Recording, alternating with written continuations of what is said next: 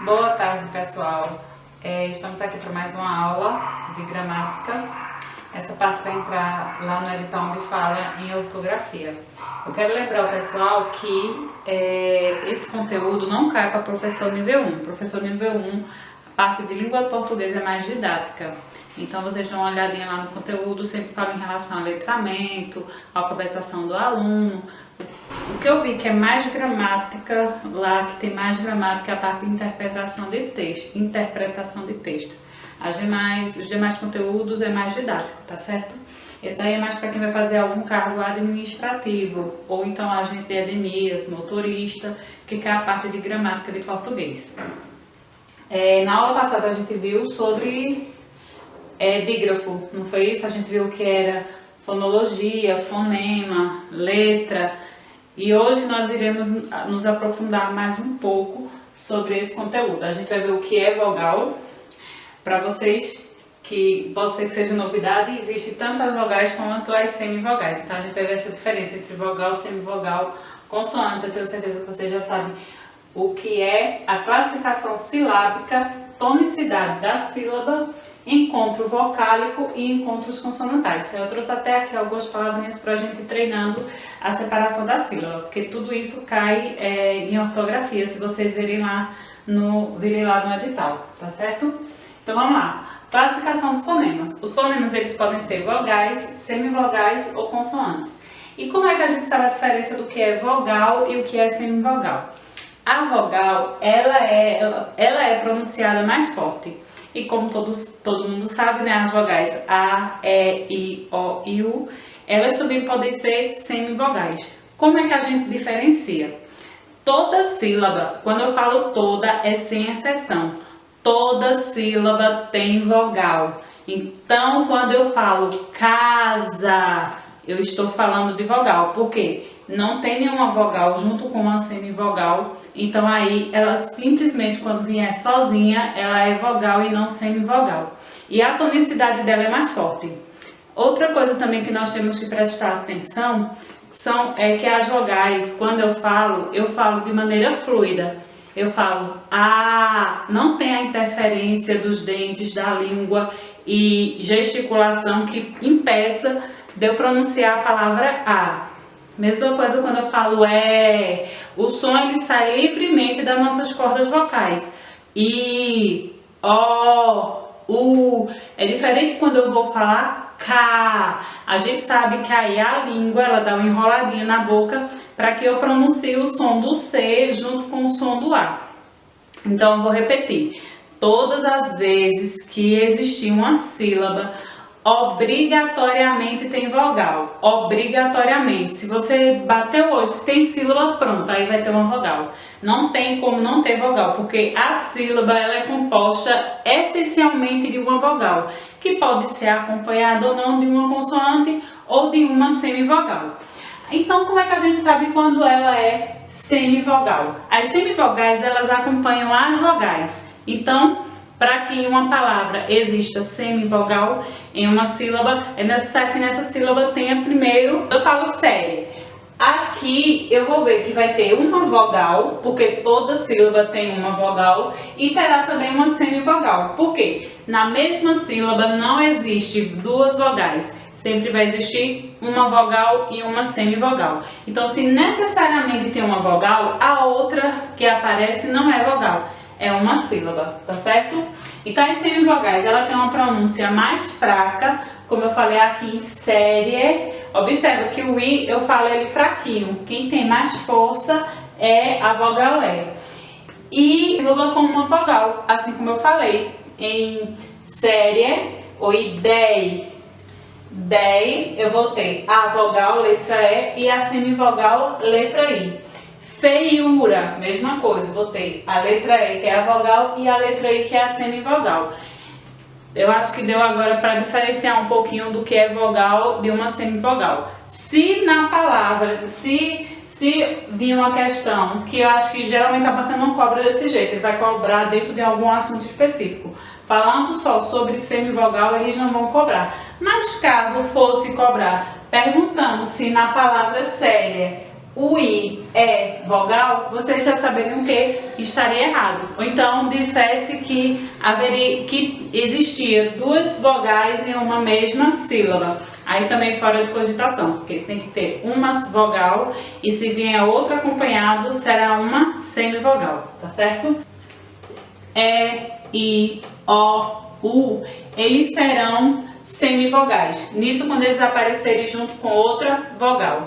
Aí a gente pode perceber que tem uma ordem de força. No caso aqui em série, a gente percebe, se vier a letra I e a letra E, então E vai ser a vogal, ela vai estar em primeiro lugar no topo, e o I ela já vai estar um pouco mais abaixo. Como aparece também na palavra, deixa eu ver aqui uma outra que tem a vogal e semivogal.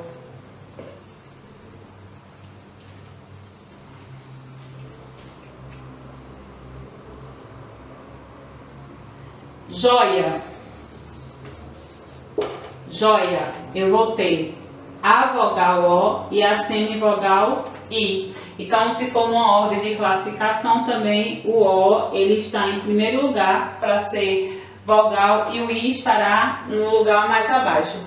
O menor de todos, se aparecer na palavra, vai ser a letra U. Se houver uma vogal e houver a letra U, esse U sempre será semivogal, tá certo? Para que vocês irão precisar disso? Em duas situações. Primeiro, para a classificação dos encontros vocálicos e segundo, para a separação silábica. Também vocês vão precisar saber o que é vogal e semivogal, porque aí vocês não irão separar uma vogal de uma semivogal, porque eles sempre estarão juntos. E quando houver duas vogais, você sabe que eles estarão separados, porque não pode existir duas vogais em uma mesma sílaba, tá certo? E consoante? Consoantes são todas as outras letras que não são vogais. Então, se eu sei que o A, E, I, O, U, se eu sei que essas letras são vogais, por exclusão, todas as outras que não são vogais serão o quê? Consoantes.